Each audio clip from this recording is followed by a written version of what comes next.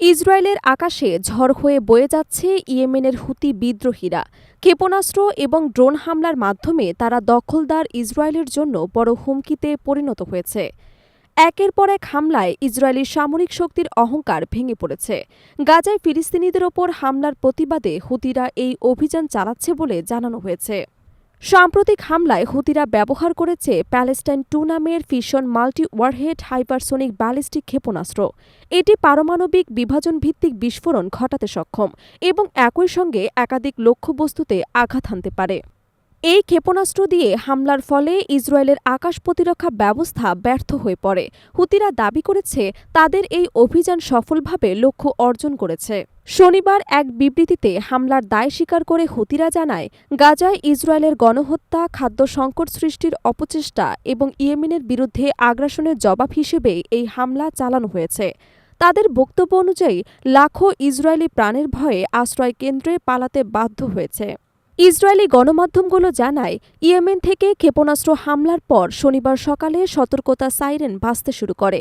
Israeli সেনারা দাবি করে তাদের আকাশ প্রতিরক্ষা ব্যবস্থা হামলাটি প্রতিহত করেছে। তবে হুতিদের মতে অন্তত কয়েকটি ক্ষেপণাস্ত্র এবং ড্রোন নির্ধারিত লক্ষ্যে পৌঁছাতে সক্ষম হয়েছে। এর আগে দুদিন আগেও হুতিরা একটি হাইপারসোনিক ব্যালিস্টিক ক্ষেপণাস্ত্র এবং 3টি ড্রোন ব্যবহার করে ইসরায়েলে হামলা চালায়।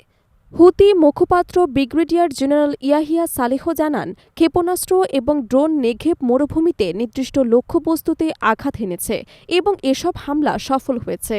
2023 সালের অক্টোবর থেকে গাজায় লাগাতার হামলা চালিয়ে আসছে ইসরায়েলি সেনারা।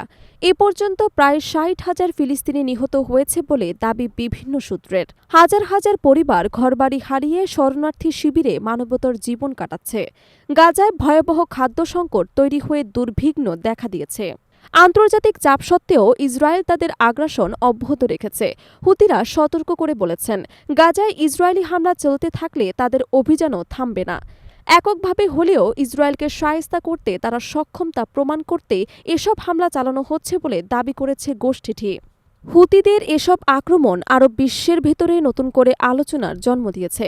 অনেক দেশ প্রকাশের সমর্থন না দিলেও বিশ্লেষকদের মতে হুতিদের এই অভিযান ইসরায়েলের জন্য কৌশলগত বড় চ্যালেঞ্জ হয়ে দাঁড়িয়েছে।